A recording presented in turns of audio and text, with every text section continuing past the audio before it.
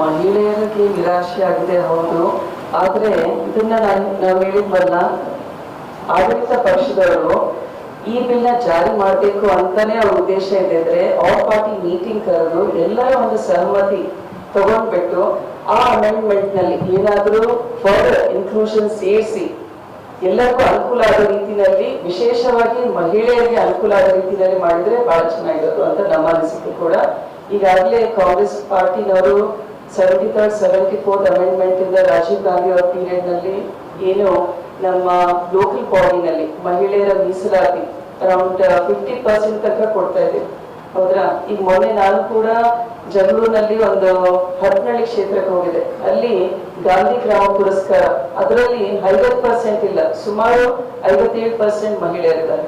So ಅದರಿಂದ ಮಹಿಳೆಯರ leadership gross roots ಅಲ್ಲಿ ಈಗಾಗಲೇ ಡೆವಲಪ್ ಮಾಡಿದ್ದೀವಿ. ಮೋರ್ ದೆನ್ 15 ಲಕ್ಷಕ್ಕೂ ಹೆಚ್ಚು ಸಂಖ್ಯೆಯಲ್ಲಿ ಗ್ರಾಸ್ ರೂಟ್ ನಲ್ಲಿ ಮಹಿಳೆಯರ ರೆಪ್ರೆಸೆಂಟೇಷನ್ ಈಗಾಗಲೇ ಇದೆ. ಸೊ ನಮ್ದು ಈಗ ನಾವು ಡಿಲಿಮಿಟೇಷನ್ ಜೆರಿ ಮ್ಯಾಂಡ್ರಿಂಗ್ ಮಾಡಿದ್ರೆ ಯಾವ ರೀತಿ ಒಪ್ಕೋಬಹುದು ಅಂತ ಅದನ್ನು ನೀವು ಕೇಳಿ. ಫೆಡರಲ್ ಸ್ಟ್ರಕ್ಚರ್ ಅಂತ ಹೇಳ್ತೀವಿ. ಸದರ್ನ್ ಸ್ಟೇಟ್ಸ್ ಈಗ ಪಾಪ್ಯುಲೇಷನ್ ಕಂಟ್ರೋಲ್ ಮಾಡ್ತಾ ಇದೀವಿ, ಎಲ್ಲ ಪ್ಯಾರಾಮೀಟರ್ಸ್ ನಲ್ಲಿ ಉತ್ತಮ ಸಾಧನೆ ಮಾಡ್ತಾ ಇದೀವಿ.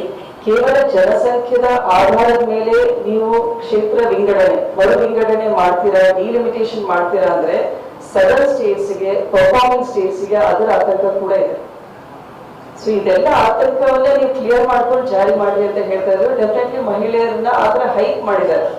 ಈಗ ಅಷ್ಟೇ ಒಳ್ಳೆ ಉದ್ದೇಶ ಇದ್ದಿದ್ರೆ ಹಳೆಯ ಸ್ಟ್ರೆಂತ್ 543ಕ್ಕೆ ಅವರು ತರ್ಬೋದಿತ್ತು ಮಹಿಳಾ ಮೀಸಲಾತಿನ, ಅದನ್ನ ನಾವು ಒಪ್ಪಿದ್ವಿ.